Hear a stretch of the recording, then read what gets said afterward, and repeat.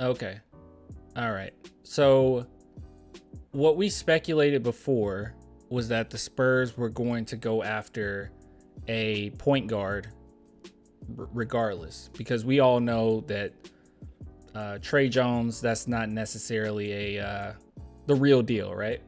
Like I like Trey Jones a lot, but that's not necessarily something that we need to get like super excited about for the future, like long-term future. So I guess we speculated for a while that the Spurs would go after a guard, but now it seems like that's not necessarily the case, and they're just going to go with the best available, which I respect. Because even though Wembayama, I think, is a done deal, he's going to be a superstar, he is legit. At the same time, you don't want to necessarily start drafting off of fit, right? Like, you get the best possible talent you can, and then you fit around that as time goes on, and then you see what you got. So I think the Spurs are being very patient, and that's a really good thing. So it's just saying here basically that the Spurs could trade both of their second round picks, maybe one of their second round picks. But if they do keep the 33rd, they're just going to take whoever's available. But I've also seen some articles as well talking about how the Spurs could potentially trade up and they would still pick whoever's the best available. So it might not necessarily be anything where we're actively going after a guard necessarily, which I guess is fine. I mean, this draft is so deep to the point where I'm not really angry about it. I mean, we got players that could land 33 that last season they would have been like mid first round picks, like Terquavian Smith. He would have been a mid first round pick if he would have just stayed in the draft last season. So I don't know. Very interesting. And I guess we'll just wait and see what happens there. But that's some good stuff. But yeah, speaking of point guards, let's see what it says. We previously reported that a scout for the Western Conference team believes that the Spurs will attempt to try to sign Fred VanVleet and Chris Paul. I asked the Spurs source about the possibility and basically shut it down. The plan is to avoid big, costly mistakes. Good job, Spurs. Good job. Like I said, I was cool with Chris Paul, only if it's like a 1-year deal, kind of, but yeah, either way. And to slowly build the things out. See what you have first, see what you need, see what can be grown organically, and go from there. Dude, you know, one thing that we don't get enough credit for is if you look at the Spurs rosters over the last few years, it is not normal to have guys that you drafted several years ago still on your roster, let alone starting on your roster. That is not normal. Most teams, these guys are long gone. They've already been traded, waived in the G League. But that's not the case with the Spurs, man. We get players and like years, like we get the most out of them before they leave. Like Lonnie Walker, I think if he was drafted by any other team, he would have been off that team earlier than he was with the Spurs.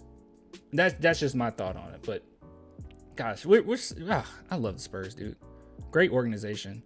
Let's see. And then here's hold on. Okay, that might be for like another. Should that be? I don't know. You see, video have circulated on social media recently showing former Spurs lottery pick Joshua Primo playing basketball once again. Would the Spurs consider bringing him back? No. A Spurs source told me that page has been turned. That's what I was saying. Yo, this is what I was saying. This makes the most sense. Yes, you don't.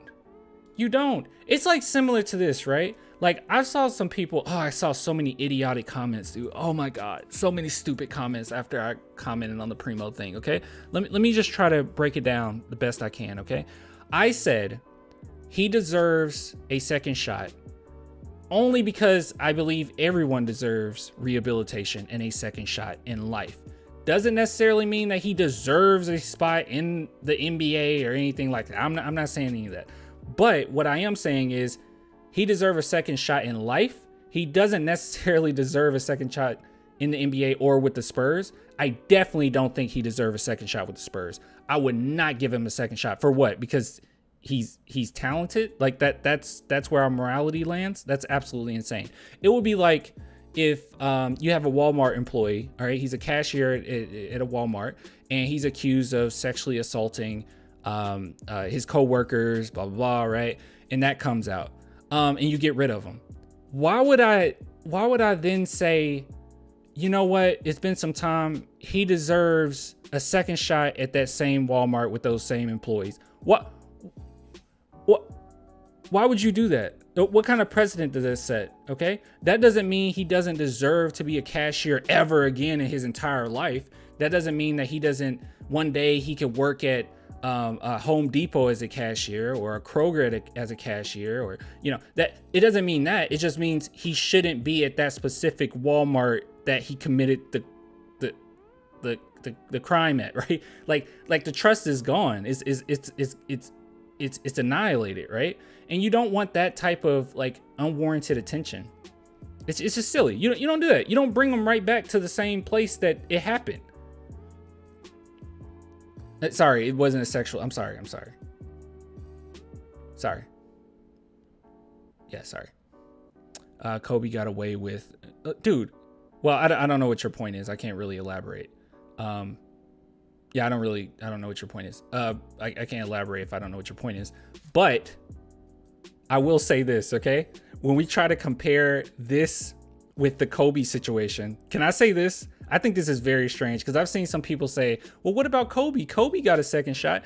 And it's so strange, okay? So with the Kobe situation, consent was like a lot of he said, she said. It was pretty like ambiguous at times. It's hard to tell. It's always pretty tough with those situations, right? Like, okay, there's a question there. Who knows? I don't know, right? And also I didn't necessarily look at like all the details of the Kobe stuff, but we know that what it was about, right? But with the Primo thing, is there any question of consent at all? Is there any question of consent? Any? You don't bring them back. Is there any ambiguity with the Primo situation? I don't think so. All I'm saying is you don't bring them back to the same place that it happened. This is silly. It's silly. You don't do it. That's dumb. Maybe he'll get a shot somewhere else. Maybe you don't take him right back to the same place. And the Spurs gave him the keys, bro. Like they were putting him. It gave him the keys. Oh, and one last thing I want to bring up, okay? And this is where I say I call BS, because I got comments like this too, saying that, well, Primo was a kid and he's a child, and you know, children make mistakes and he grew from it. Whatever. Okay. First off, everything from his camp sucked. Okay, after it happened, it was absolutely terrible. I won't go over all the details, but the stuff that they said was insane. The stuff they said was insane.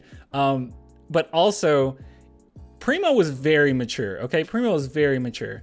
I have a very hard time believing that he didn't understand his position in the organization versus the therapist's position in the organization. He definitely had more power. I don't know. It's just silly. It's dumb. I don't agree with any of it. So, Primo did it more than once too, which is why it's crazy. It was like insane, bro. All the reports of like him doing it at the hotel as well. Like, come on. Yeah. Come on. Terrible.